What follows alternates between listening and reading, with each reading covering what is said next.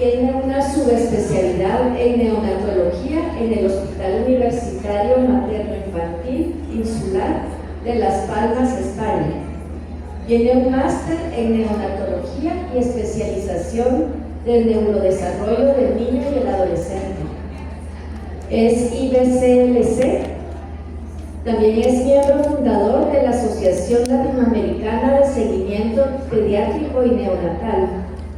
Es miembro de la Junta Directiva de la Asociación Pediátrica Guatemalteca del periodo 2024-2025. Instructora y facilitadora de cuidados especiales del recién nacido y el bebé pequeño por la OPS, OMS y APP. Tiene un diplomado en el método canguro y seguimiento del bebé prematuro y de alto riesgo por la Universidad Javeriana de Colombia. La doctora nos acompaña con el tema ictericia y lactancia materna.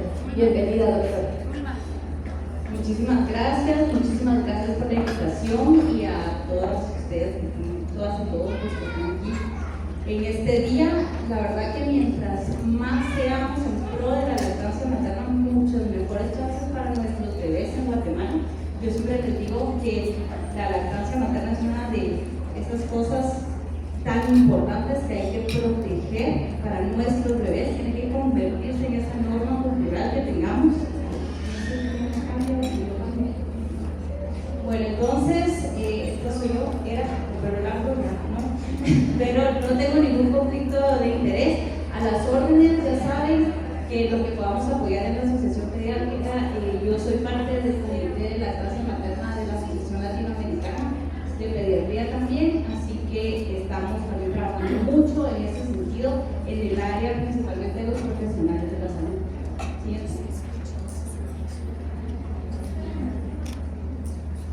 Y entonces empezamos con que la lactancia materna es este instrumento que nos da la naturaleza. La naturaleza es tan perfecta y siempre se lo digo. La leche de una mamá, de un bebé prematuro, es específico lo que necesita ese bebé. Nunca una fórmula, por ejemplo, va a ser mejor que la leche de esa mamá del bebé prematuro para su bebé. Y entonces así nos pasa con los bebés a término. Y vemos que este alimento creado por la naturaleza asegura la supervivencia de la especie humana. Y como lo dijo la conferencista antes de mí, esto no es solo alimento, es alimento, protección inmunitaria y esa seguridad afectiva que necesitan nuestros bebés. Y el promover esta lactancia materna a todo nivel en nuestro país nos va a asegurar esa estrategia de salud pública que va a mejorar la salud materno-infantil y vamos a prevenir muchísimas complicaciones en nuestros bebés. Sabemos que los lactantes no amamantados tienen mayor riesgo de enfermedades y también todos los profesionales, y es una obligación moral, les digo siempre, tenemos que conocer cómo funciona, cómo poder reconocer, prevenir y tratar correctamente las disfunciones en la lactancia para apoyar a estas madres de una adecuada manera. Y entonces me pidieron que les hablara de lactancia materna ictericia. Entonces esto es siempre uno de esos temas controversiales. Los objetivos de mi charla son orientar de una forma muy intuitiva tanto al profesional de la salud como a las madres para distinguir esas causas de ictericia en el recién nacido que necesitan tratamiento y cómo mantener la lactancia y proteger esa lactancia materna exclusiva. Sabemos que existen ciertos protocolos, vamos a ir hablando poquito a poquito de ellos, que son unas guías que nos da el profesional de la salud para saber cuándo el bebé tiene una glucosa muy alta y necesita tratamiento. Siguiente. Vamos a hablar de lo siguiente. Primero vamos a dar la definición, luego la fisiopatología, causas clínicas, tratamiento y terminamos con esos puntos claves. Como definición, sabemos que la ictericia es ese color amarillento que tiene la piel y las mucosas de nuestro bebé. Es la alteración clínica más frecuente que vamos a ver en el periodo neonatal. Y entonces vamos a ver que hay diferentes tipos de ictericia. Entonces, vamos a hablar de esa ictericia causada por hiperbilirubinemia fisiológica del recién nacido. Y vamos a ir explicando ictericia relacionada a lactancia, la ictericia por inanición, que es diferente y tenemos que diferenciar y saber identificar a estos bebés. Y luego lo que más le tenemos, y por eso es que el ver a un bebé amarillo nos pone nerviosos, es ese kernicterus o la encefalopatía hiperbilirrubinémica.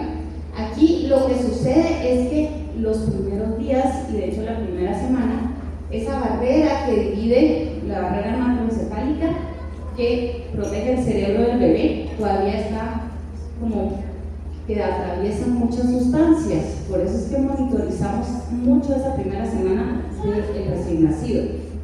Y la bilirrubina tiene mucha afinidad por áreas del cerebro que se pueden ver afectadas, principalmente los ganglios basales, y esto nos puede causar kernicterus, que es una alteración neurológica muy severa en estos bebés.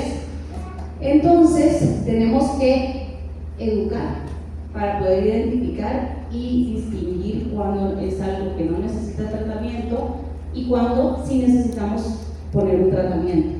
Siguiente.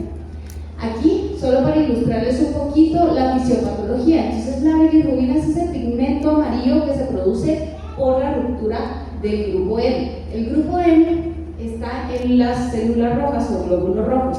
¿Qué sucede en el recién nacido? Entonces, acuérdense que dentro de mami el bebé tenía un tipo de hemoglobina diferente al que nosotros tenemos. Entonces, es una hemoglobina fetal. Esta nos ayudaba mucho porque este tipo de hemoglobina fetal tiene mucha afinidad por el oxígeno. Acuérdense que le pasaba a través de la placenta, sangre venosa al bebé. Entonces, esto ayudaba a que el bebé se oxigenara de una adecuada manera. Nace el bebé y cambia el chico. Entonces, toda esta hemoglobina se destruye y se forma la hemoglobina del adulto, que es la que le va a servir el resto de la vida. Y entonces, ¿qué pasa con esta hemoglobina? ¿Por dónde se tiene que metabolizar? Por el hígado. Entonces, ese hígado en los primeros días tiene toda esta sobrecarga de grupo M, y por eso es que todos los bebés, la mayoría de bebés, se van a poner amarillitos hasta cierto punto de esa primera semana. Vamos a tener bebés que se ponen más amarillitos que otros porque van a tener factores de riesgo asociados. Pero entonces, una vez se metaboliza la hemoglobina, se conjuga con la bilirrubina y se elimina por las heces. Niveles muy altos de bilirrubina, malo por daño cerebral, lo que vimos. Pero esta bilirrubina también tiene su razón de ser, y niveles relativamente altos, que son lo que nos dan esa ictericia o hiperbilirrubinemia por lactancia, nos da un efecto antioxidante en el bebé. Entonces, esto es bien claro platicárselo a las mamás porque tiene un efecto protector. Entonces, continuando, la hiperbilirrubinemia en el recién nacido, según los estudios, el 40% de recién nacidos saludables tiene bilirrubina totales mayores a 5 miligramos por decilitro en estos primeros días de vida.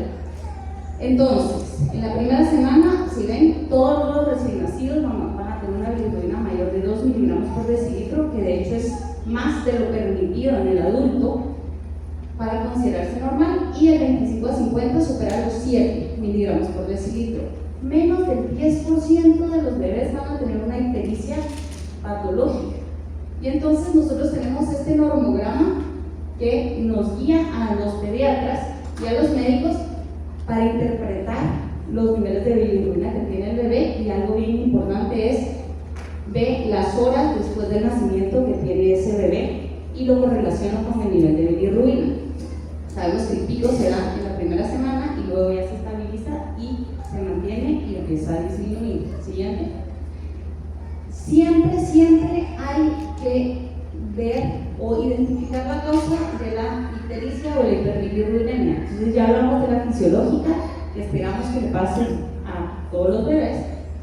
Si es secundaria lactancia materna, esto también es importante que sea por hemólisis. Hemólisis es que los glóbulos rojos del bebé se están rompiendo todo el tiempo.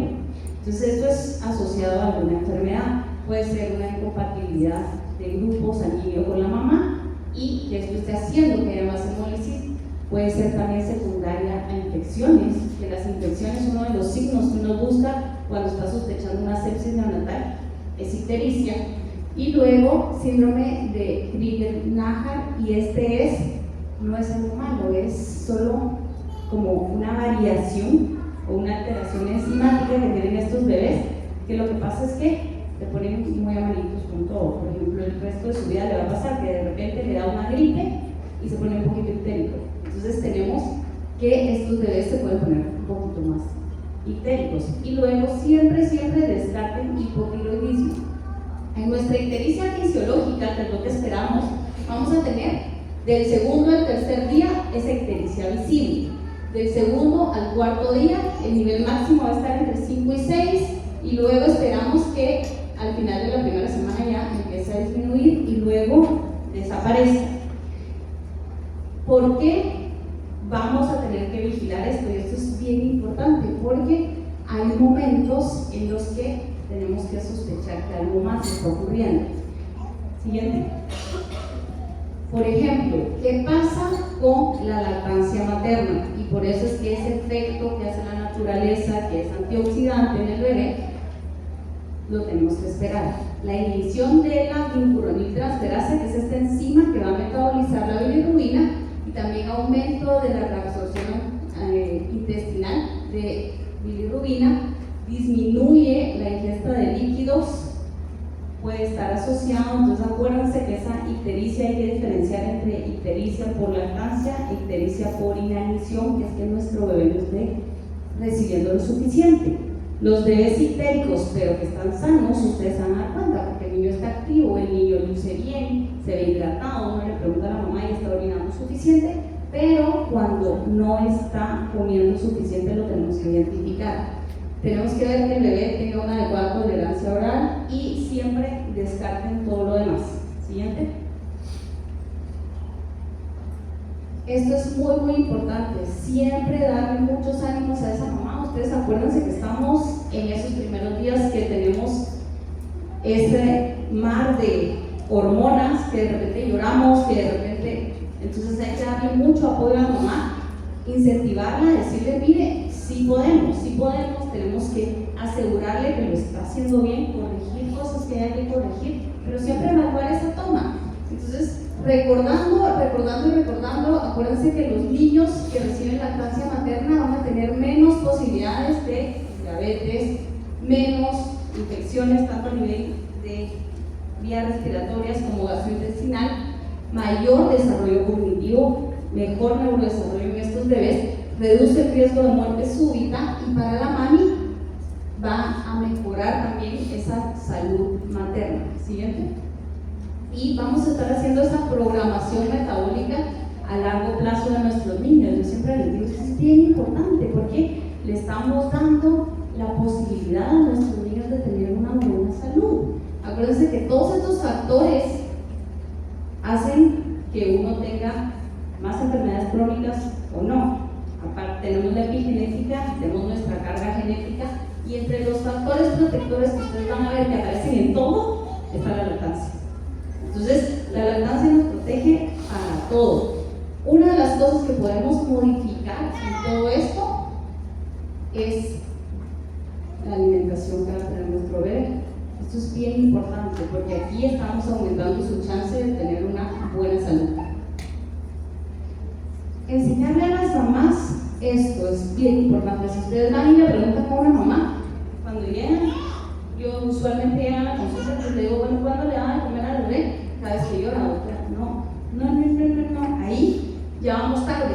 Es como cuando yo voy a un restaurante, me siento, espero 3 horas a que me sirvan la comida, y yo se la quiero tirar al señor ahí en la cabeza. No podemos hacer eso. Y entonces enseñarle esas señales tempranas, las señales intermedias de hambre, y luego cuando ya es una señal tardía, que primero tiene que calmar al bebé para después ponérselo al pecho. Esto es bien importante porque si no, se me frustra el bebé, se me frustra la mamá, lloran los dos, el papá dele la pacha ya. Entonces es bien importante. Siguiente. Y luego esto es también algo que es una de las estrategias que primero tenemos que enseñar a la mamá. Nace su bebé, decirle, mire, vamos a tener extracción manual. Porque si el bebé está muy lloroncito, si el bebé está muy dormidito, usted saca lechita y le damos. Y entonces le podemos dar con vasito, le podemos dar con jeringuita y enseñarle cómo hacerlo. Siguiente. Darle la confianza de que lo que está produciendo es suficiente, que depende de los días que tenga el bebé. Esa es la cantidad de leche que tiene que tomar. Pero sí, ojo, decirle, mire, yo necesito que usted le dé comer frecuentemente a su bebé, porque uno, necesita mantener niveles de azúcar lo más estables posibles. Dos, mientras más se lo ponga al pecho, más estímulo para usted y más leche va a producir. Entonces ese es otro, desde los 80s, el doctor Fermaño y su equipo empezaron a hacer estudios sobre esto y se dieron cuenta que los bebés que tenían bilirrubina más alta eran esos bebés que tenían menos frecuencia de alimentación. Entonces acuérdense que eso está muy relacionado. Entonces alimentaciones frecuentes nos van a ayudar muchísimo en esto. Más cantidad de leche, bebé mejor hidratado y menos problemas. Siguiente. Hay que decirle a esa mamá, la norma cultural es la lactancia y el riesgo que conlleva esa alimentación con leche artificial es que no es solo monetario, es a nivel de la salud del bebé, medio ambiente, económico, de la familia. Entonces todo esto es bien importante. Las ventajas que vamos a tener, acuérdense que estos nutrientes son nutrientes perfectos, que ese calostro que nos decían es que sí, el calostro lo tiran, hay que explicarle a esta mamá, es que ese calostro es importantísimo porque tiene muchas sustancias que nos van a ayudar a que ese intestino se empiece a mover, que todo madure y que elimine más rápido el mucólico, que es algo muy importante. Siguiente. Y decirle siempre que ese estímulo hormonal es importante, por eso es que mientras más piel con piel, más tenga pegado al pecho ese bebé, mejor producción de leche va a tener. Que yo siempre les digo, cuando me dicen, es que sí, el pecho, tengo que esperar que se me llene. No, el pecho no es un almacén, el pecho es una fábrica. Tú le pones al niño, se produce la leche. Le pones al niño, se produce la leche. No hay que esperar que se llene el pecho. Y ese es el ciclo de oferta y demanda. Mientras más veces se vacíe ese pecho, mejor producción la que va a tener. Que es un proceso interactivo y tenemos ese sistema madre y sistema niño. El sistema madre va principalmente controlado a nivel hormonal, pero también tiene ese control periférico que es el FIL. Entonces siempre habla a la mamá, el factor inhibidor de lactancia o el FIL está cuando su pecho está lleno, y eso lo que hace es ir y le dice al cerebro, aquí ya no me va a producir más leche porque este niño no está comiendo tanto. Entonces acuérdense que el objetivo, la naturaleza es tan perfecta que mi cuerpo se sincroniza o se sintoniza con lo que mi bebé necesita. Si mi bebé se enferma, mi cuerpo va a producir las defensas que mi bebé necesita, y ustedes saben que cambia el color de la leche y todo eso. Entonces es bien importante. Cuando hablamos del bebé, dos cosas importantes: posición y agarre óptimo, y lactancia materna a demanda y frecuente. Siguiente. No se olviden de, con todo bebé en general, pero principalmente con ese bebé ictérico, necesitamos una buena evaluación de la lactancia. Eso significa que tengo que realizar una buena historia clínica, tengo que explorar el bebé, tengo que explorar a la mamá, tengo que evaluar esa toma, ver cómo esta bebé y esta mamá están comiendo, que hay una buena transferencia de leche, y todo esto me va a ayudar a estar más tranquila yo como profesional y tranquilizar a esta mamá a que todo va a ir bien. Siguiente. Cosas importantes y esas rutinas y cuidados que nos van a ayudar a favorecer la lactancia van a ser: uno, piel con piel inmediato después del nacimiento. Yo sé que están cansadísimos de la hora de oro, pero es muy importante esa hora de oro y que este bebé coma en esa primera hora de oro. O sea, la lactancia precoz es importantísima, hay que aprovechar ese periodo de alerta que tiene este bebé justo en esa hora de oro después de que nace. Posponer todas esas intervenciones que hacemos como profesionales, pesarlo, medirlo, que la vitamina K, hasta después. Primero, nuestro objetivo es que este bebé se estabilice, que regule y que logremos una buena tetada, una lactancia materna exitosa en la primera hora de vida. Siguiente. Alojamiento conjunto. Entonces siempre les pongo esa foto y miren esa foto, porque yo les tengo ordenado alojamiento conjunto y después llego al cuarto y están así. ¿Es un alojamiento conjunto? No, es una mamá aquí y el niño en la cunita allá. Eso no me sirve. Entonces le digo, yo la quiero así todo el día. Piel con piel con su bebé, empieza a buscar el pecho, se lo pone al pecho. Pero eso es lo que necesito, porque estamos en ese momento de transición de la gestación intrauterina a la gestación extrauterina. ¿Sí? Acuérdense que es el olor familiar que tiene ese bebé, la voz que conoce, le da calorcito, le da amor, le da alimento, nos da todo. Entonces, no es de una al papá, sino mamá está cansada y quiere descansar, y papá es nuestro apoyo. Y la clave del éxito de la lactancia es ese papá. Yo siempre les digo, las lactancias que hemos fallado es porque el papá de la facha que nadie duerme.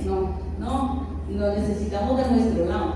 Entonces, orientación, apoyo a las madres sobre el inicio y mantenimiento de la lactancia, alimentación a demanda, enseñarla a reconocer estos signos de hambre, enseñarle la extracción manual y evaluar siempre esa lactancia para prevenir complicaciones.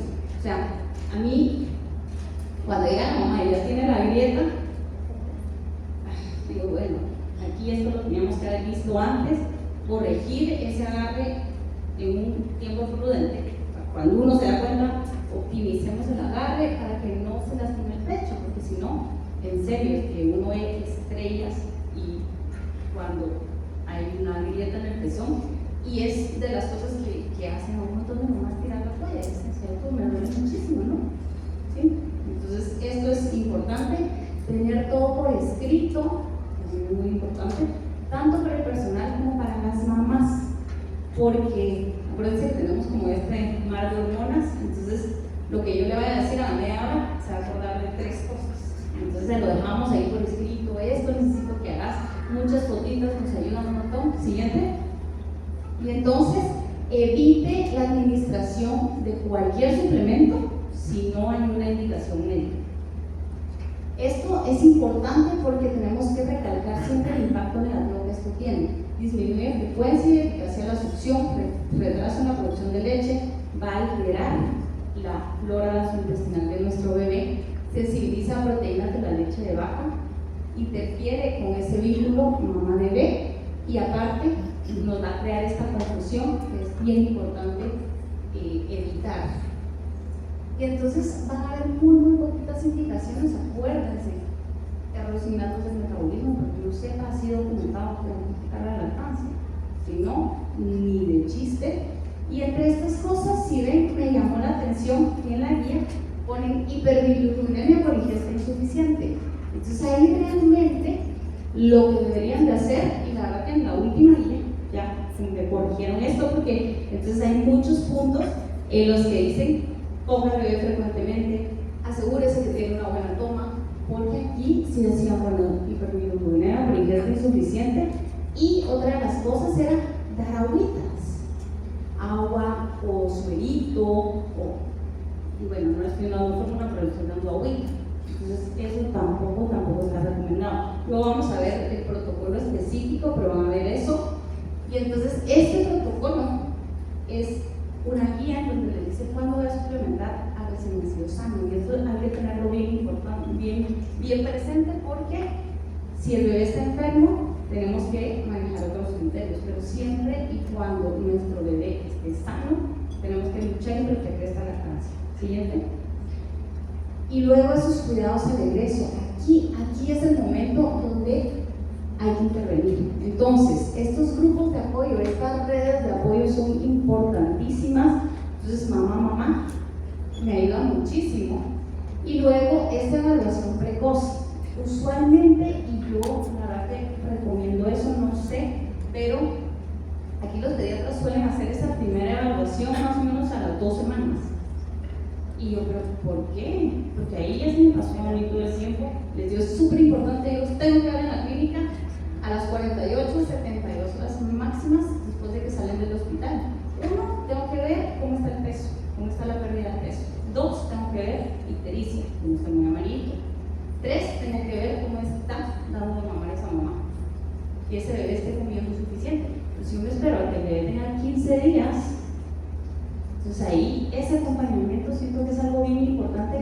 que optimizar, o sea, esa primera cita después del nacimiento. Ofrecer todos estos recursos para la mamá, los grupos de apoyo, las consultas de lactancia, retrasar el egreso si detectamos que esa mamá tiene problemas de lactancia.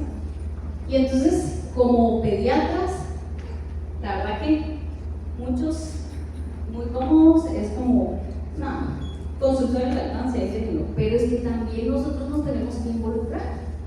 Nosotros tenemos que ver que todo esté bien. Y si necesitamos ayuda, siempre tenemos a los consultores de lactancia, pero no es solo el trabajo de ellos. O sea, el médico primario es el pediatra y el pediatra se tiene que empoderar con la lactancia y con la evaluación de la lactancia de estos mamás. Siguiente. Luego, evaluar el crecimiento, la ganancia de peso del bebé y explicarle mucho a la mamá, porque dice, es que los bebés con fórmula no bajan tanto de peso, pero eso es una de las cosas que hay que explicarle, que hay que tranquilizarle, decirle, vamos a ganar peso. El bebé no solo tiene que ganar peso, o sea, no quiere un garbancito, quiere que el bebé crezca, que su cabecita crezca y que gane peso. Y estamos haciendo esa programación metabólica a largo plazo. Entonces hay que asegurarnos y darles la confianza a la mamá de que lo están haciendo bien. Pero esto también es importante para detectar esas ictericias por inanición. Porque entonces si tenemos un bebé muy amarito, tenemos un bebé que perdió más del 10% del peso, que no debería ser, tenemos que ver qué está pasando e identificar el problema. Y luego, otra cosa bien importante es ver al bebé y enseñarle a la mamá a ver a su bebé, decirle, mire, el bebé va a empezar a ponerse amarillito, desde el principio no deberíamos de pasar el ombliguito. Si el bebé está amarillo completamente, hay que ver qué está pasando. Entonces consulte temprano y aprender a evaluar esto. Siguiente. Estos signos confiables de que el bebé está recibiendo lo que necesita, acuérdense del peso, que esté orinando frecuentemente y el popó, las deposiciones. Pero entonces aquí, lo más importante, pipí o popó. ¿Quién me dice pipí? Levante la mano. Que orine. Lo más importante es que haga popó. Entonces, aquí es bien importante porque tenemos que explicarle a la mamá. El bebé cuando se deshidrata, lo primero que deja de hacer es orinar. Entonces, necesito que su bebé moje por lo menos 5 pañales en 24 horas para asegurarnos que está recibiendo suficiente. Pero luego, el popó depende, porque entonces, nosotros cuando tenemos al bebé, en esa primera semana, le tenemos que decir a la mamá, bueno, yo espero que el primer día, lo mínimo que haga el bebé es una deposición, un mejor. El segundo, 2, el tercero, 3, cuarto día, 4 deposiciones al día, quinto día 5, sexto día 6, 7 día 7, y luego 8, o que coma y que haga popó. Y luego, ¿cuál es un popó normal? Pero entonces, este bebé que no hizo popó por 3 días y que no ha sacado el bebón, no, acuérdense que todo eso hace que esa bilirrubina siga circulando dentro del cuerpecito del bebé. Entonces eso también es importante decírselo. Ojo, porque esto siempre es con la lactancia materna exclusiva, tenemos que tener ese, después del tercer día más o menos, ese popó maravilloso, amarillito, así grumosito, de lactancia materna. Entonces que aprendan a saber lo que es normal. Siguiente. Y luego esto es lo que nos dice la Academia Americana de Pediatría. Entonces esto repítanselo siempre a las mamás. Recomendaciones: lactancia materna exclusiva hasta los 6 meses. Nada de agüitas antes de eso. Ni agüita pura, ni agüita de tilo, ni nada. Ojo con el anís. Ya les contarán, yo creo que ya les contarán. Entonces, piel con piel inmediatamente después del parto, ya lo platicamos. Mínimo, este bebé tiene que comer 8 veces, entonces la recomendación de 8 a 12 tomas en 24 horas y que no puede pasar más de 4 horas entre toma y toma. Que le dé el pecho cada vez que el bebé pide y luego el seguimiento temprano. Eso es bien importante para prevenir complicaciones. El bebé idealmente que no tenga una pérdida mayor del 7 al 10%, sería como nuestro límite alto. Y siguiente. Y entonces tenemos esas consideraciones especiales. Ojo, porque estos bebés no significa estos bebés no pueden alimentarse al pecho. No, esto es, yo a esta mamá la tengo que acompañar más y la tengo que apoyar más. Entonces, prematuros, embarazo múltiple, síndrome de Down, labio leporino, fisura palatina. Y siempre se los digo, bebé con síndrome de Down o prematuros son bebés que son como muy aguaditos, entonces tienen que comer de forma diferente a como come un recién nacido a término, porque la mecánica de devolución es diferente. Entonces, apoyarlos mucho con esta parte. Siguiente. Las recomendaciones de la Academia Americana de Pediatría y la guía o el protocolo clínico para el manejo de ictericia en ese recién nacido sano, alimentado al pecho y ojo, mayores de 35 semanas de edad gestacional. Ahora ya no nos dice quite la lactancia, nos dice del pecho de 8 a 12 veces al día y que la madre lo ofrezca frecuentemente. No suplemente con suero ni con agua. Y el tratamiento con fototerapia cuando esté indicado. Entonces, lo que hablábamos, siguiente. Aquí solo recordarles esa recomendación de la Organización de la Salud, de la Organización Mundial de la Salud. 6 meses, lactancia materna exclusiva y que continúen esa mamá y ese bebé todo el tiempo que ellos quieran. Y hasta después de los 6 meses van a ofrecer alimentación complementaria. ¿Sí? Siguiente. Y entonces, para esa ictericia, en este protocolo nos dice, para el manejo de la ictericia, lo primero que usted como médico tiene que hacer es inicio temprano de lactancia. Check, ya lo vimos. Segundo, fomente lactancia materna exclusiva. Tercer punto, optimice el manejo de lactancia materna desde el inicio. Entonces, posiciones, agarre, la toma. 4. Eduque a esa mamá sobre esas señales tempranas de hambre.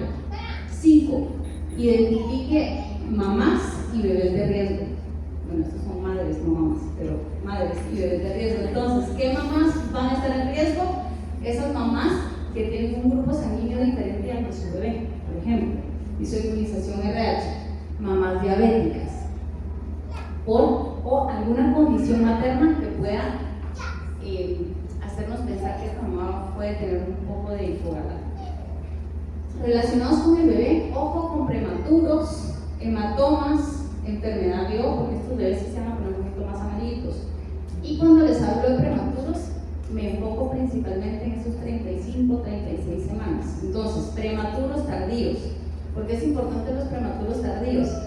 Siempre les he dicho que, por alguna razón, a estos prematuros tardíos les dicen a la mamá, no, nació un poquito más chiquito. Ustedes no han visto que les dicen es que si un bebé nace de 8 meses, se complica más que un bebé que nace de 7 meses. ¿Han visto? Y eso no es porque el bebé vaya a tener más complicaciones a los 8 que a los 7, sino es porque no pensamos que se ve prematuro. Para que se pongan a pensar, el cerebro de un bebé de 34 o 35 semanas tiene el 65% de madurez comparado con uno de 40 semanas. Y eso lo tenemos a todo nivel. Eso significa que la coordinación, succión, devolución, respiración de estos prematuros tardíos, que le decimos a la mamá, ay, solo le faltaron unas 2-3 semanitas. Hay que ver cómo come ese bebé, porque este bebé va a tener ese hígado, así como el cerebro está inmaduro, hígado está inmaduro, intestino está inmaduro, todo está más inmaduro. Entonces este hígado, con esa sobrecarga, se va a poner más malito. Por eso es que los prematuros tardíos, ojo con regulación de la temperatura, ojo con cómo se mantiene la glucosa en sangre, ojo con, y eso es por succión, devolución, respiración, porque a veces no logran coordinar bien, ojo con cómo está comiendo, ojo con ictericia, ¿sí? Entonces estos bebés hay que ponerles mucha atención. Se los digo porque del 80% de todos los bebés que ven en intensivo, el 80% van a ser prematuros tardíos. Entonces hay que ponerles mucha atención. Luego, relacionados con incompatibilidad, aquí son factores de riesgo externos que tenemos que identificar.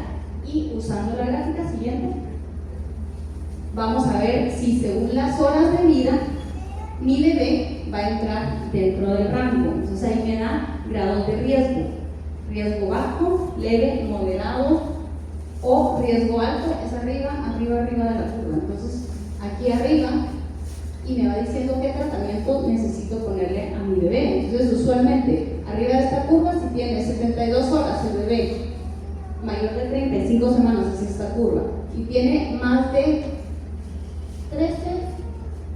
13.5, entonces ojo, porque ese bebé le toca fototerapia, ¿sí? Entonces esta es una guía de lo que tengo que hacer, depende de las semanas de edad gestacional. Una de las ventajas que tenemos actualmente es que la fototerapia antes eran como esas cámaras, ahora son cada vez más amigables.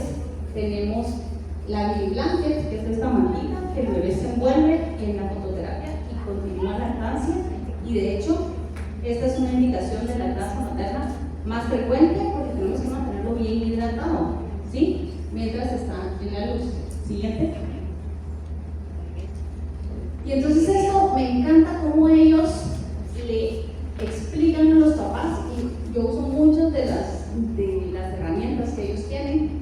Ellos son Familia y Salud de la Asociación Española de Pediatría, y entonces le dice, bueno, y te dice que es coloración amarilla de la piel y las mucosas. Siguiente, ¿qué pasa? Se aumenta esa bilirrubina en la sangre. ¿Por qué se produce? Entonces le da los diferentes tipos de los que platicamos y dice, la ictericia fisiológica es por el exceso de glóbulos rojos que se tienen que metabolizar, o sea, que se tienen que destruir y metabolizar por el hígado, y la inmadurez de ese hígado. Ictericia precoz por lactancia materna puede ser por baja ingesta y que tenga cierto grado de deshidratación, que es lo que tenemos que identificar. Ictericia prolongada, eso se debe a todo esto que dijimos, que la leche materna es un inductor enzimático, entonces estos bebés van a estar por tiempo más prolongado amarillitos, pero no es nada malo. Entonces es parte de ese efecto que tenía la bilirrubina que les dije, ese efecto protector antioxidante. Entonces la naturaleza nos dio ese efecto antioxidante que tiene esa poquita de bilirrubina que sube o que mantiene alta la leche materna. Y luego, cuando es una ictericia patológica, ahí sí es una enfermedad y hay que consultar. Siguiente. ¿Qué síntomas da? Usualmente empieza entre el segundo y cuarto día de vida. Vamos de arriba para abajo, entonces empieza en la cabecita del bebé y avanza hacia los pies, y suele desaparecer alrededor de las 2 semanas. Cuando es por lactancia puede durar hasta 8 a 12 semanas. Entonces hablarle a la mamá y decirle, mire, es normal que su bebé pueda estar amarillito los primeros 2 meses. Es grave, que es lo que principalmente nos preocupa. La mayoría son leves y se resuelven sin secuelas siempre y cuando nos aseguremos de una adecuada ingesta. Las cifras de bilirrubina muy altas pueden pasar al cerebro, lo que platicábamos, y causar daños como que el bebé se quede sordo o con parálisis cerebral. ¿Sí? Siguiente. Y ya, para terminar, la promoción y protección de la lactancia materna es esa intervención con la que tenemos que luchar todos los días para mejorar la salud materno-infantil a corto, a mediano y a largo plazo. O sea, yo siempre les digo, hacer miles de hospitales, no, prevengamos que estos bebés tengan que llegar a sus hospitales. Entonces la prevención es nuestra mejor aliado. Pilares de apoyo a la lactancia materna con estas mamás que se van a incorporar al trabajo. Entonces aquí ojo, porque alguien dijo, sí, ¿qué se hace después? Darles técnicas a las mamás y siempre acompañarlas en el proceso. Acuérdense que la lactancia es un proceso continuo. Entonces, empezamos con esa mamá que está embarazada, que quiere dar lactancia. Nace un bebé y nuestro objetivo 1 es lactancia materna exitosa. Lo logramos. Y tenemos esas primeras 4 semanas. Llegamos a las 4 semanas. Entonces, siguiente paso, ¿cómo voy a mantener mi lactancia? Entonces, darle estrategias de cómo puede, porque actualmente la gran mayoría de las mamás trabajan y quieren continuar con esa lactancia, porque ya se dieron cuenta en este momento de todos los beneficios que hay para sus bebés, y apoyar a esas mamás y a sus familias en todo momento. Los bebés no amamantados están expuestos a mayor y estamos listos. Gracias por su atención a todos.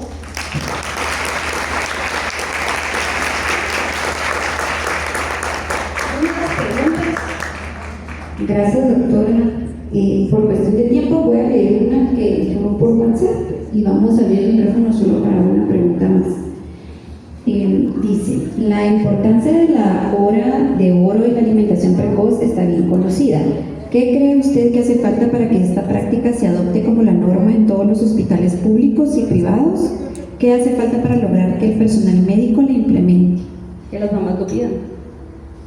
Entonces yo siempre les digo, es mi bebé y ustedes tienen todo el derecho de pedir lo que quieren.